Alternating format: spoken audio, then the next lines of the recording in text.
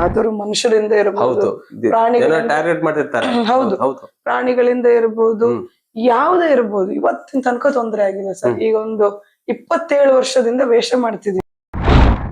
ವಿರೋಧ ಮಾಡ್ಬೇಕು ಅಂತಿಲ್ಲ, ಖಂಡಿತ ಇಲ್ಲ. ಅದರ ಮೇಲೆ ಪ್ರೀತಿ ಅಷ್ಟಿದೆ. ಈಗ ಬೇರೆ ಪುರುಷ ಕಲಾವಿದರೊಟ್ಟಿ ಕಾಂಪಿಟೇಷನ್ ದೇವರಾಣೆ ನಿಮ್ಮ ಪಾಠ ನೀವು ನನ್ಗಿಷ್ಟ, ನನಗೆ ಆತ್ಮ ಬಲವನ್ನು ಕೊಡುತ್ತೆ, ಆತ್ಮ ಶಾಂತಿಯನ್ನು ಕೊಡುತ್ತೆ, ಅದಕ್ಕಾಗಿ ಹೋಗುದು. ಖಂಡಿತ ಖಂಡಿತ. ಇದು ನಿಮ್ಮ ಯಕ್ಷಗಾನ ಪಯಣ ಅಲ್ಲ ಮೇಡಮ್? ಅಂದ್ರೆ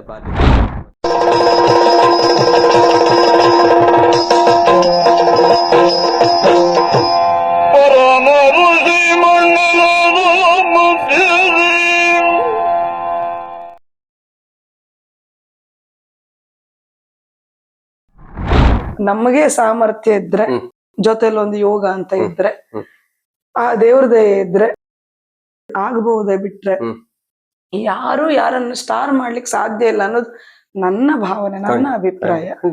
ಎಷ್ಟು ಅಂತ ಒಬ್ಬರನ್ನ ಮೇಲೆ ಹಚ್ಲಿಕ್ಕೆ ಆಗತ್ತೆ? ಒಮ್ಮೆ 2 ಸರ್ತಿ ಅವಕಾಶ ಕೊಡ್ಬೋದು ಅಲ್ವಾ? ಮತ್ತೆ ನಿಮ್ಮ ಟ್ಯಾಲೆಂಟ್ ಇದ್ರೆ ಮಾತ್ರ ನೀವು. ಖಂಡಿತ ನಮ್ಮ ಟ್ಯಾಲೆಂಟ್ ಇದ್ರೆ ಮಾತ್ರ. ಅದೇ ಫಸ್ಟ್ ಅವಕಾಶ ಕೊಟ್ಟವ್ರು 2ನೇ ಸಲ ಕರೀತಾರೆ, ಇಲ್ದಿರ ಅವರು ಕರೆಯುವುದಿಲ್ಲ. ಅದಕ್ಕಾಗಿ ನನ್ನ ಪ್ರಕಾರ ಯಾರು ದೊಡ್ಡವ್ರು ಮಾಡ್ಲಿಕ್ಕೆ ಆಗುದಿಲ್ಲ. ಸಪೋರ್ಟ್ ಕೊಡ್ಬೋದು. ಈಗಂತೂ ಸೋಷಿಯಲ್ ಮೀಡಿಯಾ ಬಂದಿದೆ, ಅನ್ನೆಸೆಸರಿ ಹೈಪ್ ಗಳನ್ನು ಕೊಡ್ಬೋದು. ಅಲ್ಲಿ ಸೋಷಿಯಲ್ ಮೀಡಿಯಾದಲ್ಲಿ ಪರ ವಿರೋಧ ಇದೆ, ಅದೇ ಕಷ್ಟ. ಹೌದು, ಆದ್ರೆ ರಿಯಲ್ ಟ್ಯಾಲೆಂಟ್ ಅನ್ನೋದು ಅದು ಅವರಲ್ಲಿ ಇದ್ರೆ ಮಾತ್ರ ಅದು ಬೆಳಗೋದು, ಬಿಟ್ರೆ ಇನ್ನೊಬ್ರು ಅವರನ್ನ ದೊಡ್ಡದ್ ಮಾಡ್ಲಿಕ್ಕೆ ಆಗುದಿಲ್ಲ. ದೊಡ್ಡ ಮಾಡ್ಲಿಕ್ಕೆ ಆಗುದಿಲ್ಲ, ಸಣ್ಣದ್ ಮಾಡ್ಲಿಕ್ಕೆ ಆಗುದಿಲ್ಲ. ಸಣ್ಣದ್ ಮಾಡಬಹುದು ಕೆಲಸ, ಯಾಕಂದ್ರೆ ಇದೆ ಅವಕಾಶಗಳು. ಸಣ್ಣದ್ ಮಾಡ್ಲಿಕ್ಕೆ ಅವಕಾಶ, ದೊಡ್ಡದ್ ಮಾಡೋದು ಸುಲಭ ಅಲ್ಲ. ಹೌದು, ಹಾಗೆ ಅಂದ್ರೆ ನಿಮ್ಗೆ ಅದು ಬಹಳ ಬೇಸರ ಆಯ್ತಲ್ಲ ಮೇಡಮ್? ಯಾರು ಮಾತಾಡುವಾಗ ಹಾಗೆ ನಾ ದೊಡ್ಡದು ಮಾಡಿದ್ರೆ ನಾನು ಅಯ್ಯೋ ಇರ್ತಾರ ಅಂತವ್ರು. ಬಟ್ ಅದನ್ನ ಕೇಳಿದಾಗ ಬೇಜಾರಾಗುದಕ್ಕಿಂತ ಕೆಲವೊಮ್ಮೆ ನಗು ಬರ್ತದೆ ನನಗೆ. ಅಯ್ಯೋ ಹೀಗೆಲ್ಲ ತಿಳ್ಕೊತಾರ. ಒದ್ದಾಟ ನಿಮ್ದು ಎಷ್ಟು ಒದ್ದಾಟ ರಂಗದ ಮೇಲೆ ಬಿಡಿ ಸರ್. ಒಂದು ನಾನು ಮೊದ್ಲೆಲ್ಲ ಸ್ಕೂಟಿ ತಗೊಂಡು ಒಂದು 100 ಕಿಲೋಮೀಟರ್ ಸರೌಂಡಿಂಗ್ ಅಲ್ಲಿ ಸ್ಕೂಟಿ ತಗೊಂಡು ಓಡಾಡ್ತಿದ್ದೆ. ರಾತ್ರಿ ಕೂಡ, ಮಧ್ಯರಾತ್ರಿ ಅಂತ ಇಲ್ಲ, ಬೆಳಗಿನ ಜಾವ ಅಂತ ಇಲ್ಲ. ಇಷ್ಟು ದೊಡ್ಡ ಇದ್ರದ್ದು ಕಾಸ್ಟ್ಯೂಮ್ ಬ್ಯಾಗ್ ಹೊತ್ಕೊಂಡು ಸ್ಕೂಟಿಯಲ್ಲಿ ತಿರುಗಾಡೋದು, ನಂದೇ ಕಾಸ್ಟ್ಯೂಮ್, ಸ್ಕೂಟಿಯಲ್ಲಿ ತಿರುಗಾಡೋದು.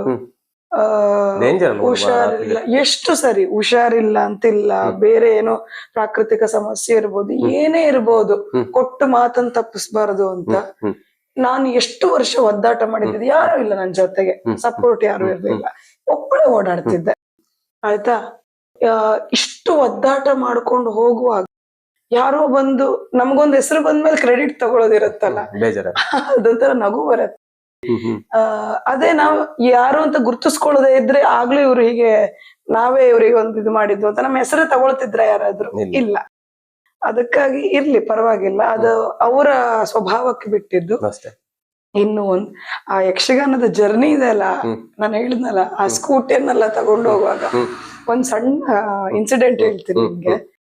ಮೊಗವೀರಪೇಟೆಯಲ್ಲಿ ಒಂದು ಯಕ್ಷಗಾನ ಆಗಿತ್ತು.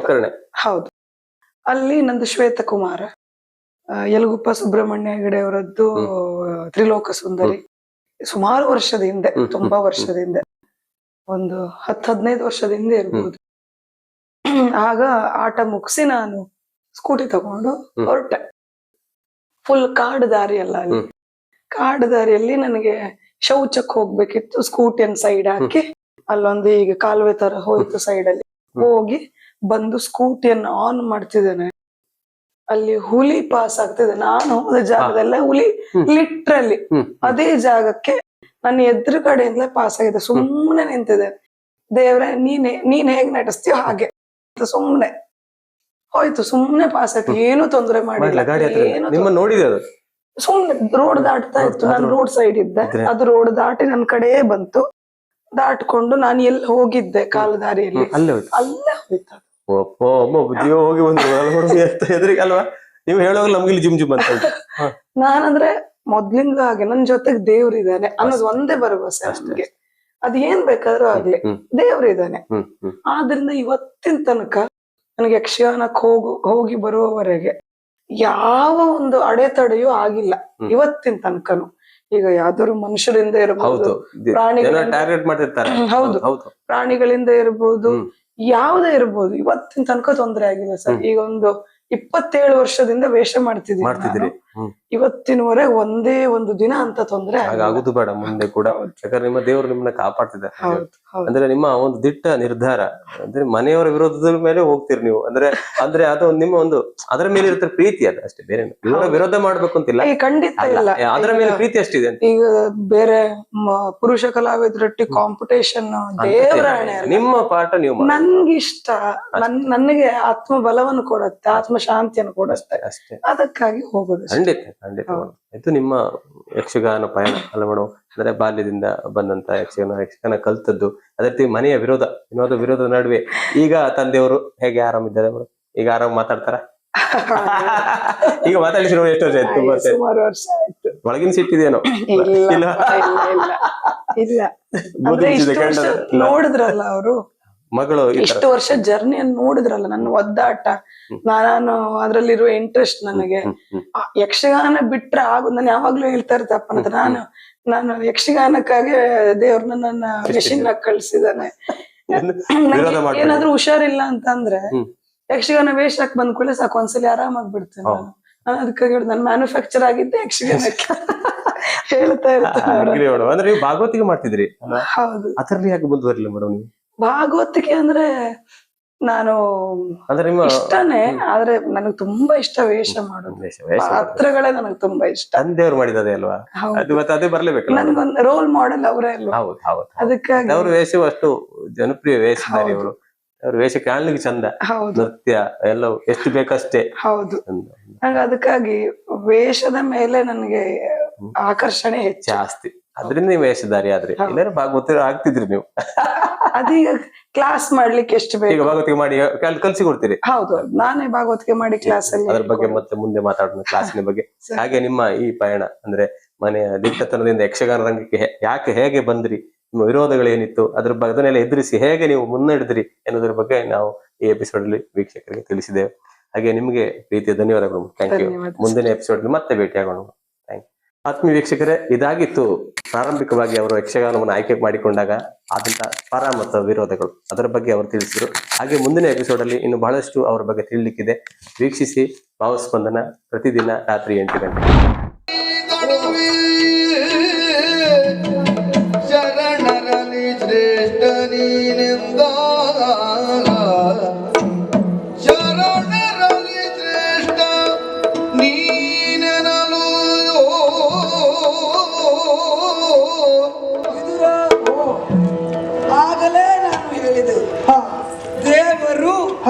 ಎನ್ನುವ ಆಗಬೇಕು, ಭಕ್ತರು ಎನ್ನುವರು ಮೊದಲಿರಬೇಕಾಗುತ್ತದೆ. ಹೌದು, ಆ ಭಕ್ತಿಯಿಂದಲೇ ದೇವರು.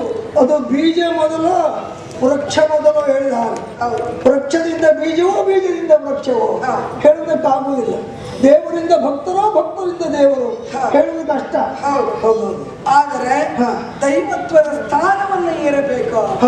ಭಕ್ತರು ಎನ್ನುವರು ಬೇಕಾಗುತ್ತೆ, ಅವರ ನಂಬಿಕೆ ಎನ್ನುವುದು ಬೇಕಾಗ್ತದೆ, ಅವರ ನಂಬಿಕೆ ಮೂಡಬೇಕು.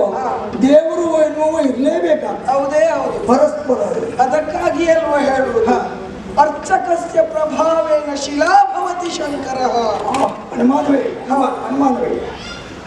ಆದರೆ ಕೆಲವೊಮ್ಮೆ ಹೀಗೂ ಆಗ್ತದೆ, ಅರ್ಚಕಸ್ಯ ಪ್ರಭಾವೇನ ಶಂಕರನು ಶಿಲೆಯಾಗಬಹುದು. ಇದೊಂದು ಹೌದು, ಅರ್ಚಕರ ಪ್ರಭಾವದಿಂದ ಶಿಲೆ ಶಂಕರ ಆಗ್ತಾನೆ. ಅದೇ ಅರ್ಚಕರ ಪ್ರಭಾವದಿಂದ ಶಂಕರನೇ ಶಿಲೆಯಾಗಿ ಹೋಗ್ತಾನೆ. ದೇವರ ಎದುರಿನಲ್ಲಿ ಅರ್ಚಕರೇ ಹೊಡೆದಾಟ ಮಾಡಿಕೊಂಡ್ರೆ ಅವ ಶಿಲೆಯಾಗಿದೆ. ಮತ್ತೆ ಆದ್ದರಿಂದ ಇದು ಭಕ್ತರ ಮಹಿಮೆ. ನನ್ನ ಹೆಚ್ಚುಗಾರಿಕೆ ಏನೂ ಇಲ್ಲ ಇದರಲ್ಲಿ. ಸರಿ, ನಿನ್ನ ದೊಡ್ಡತನ ಅದು. ಆಯ್ತು ಆಯ್ತು. ಇದರ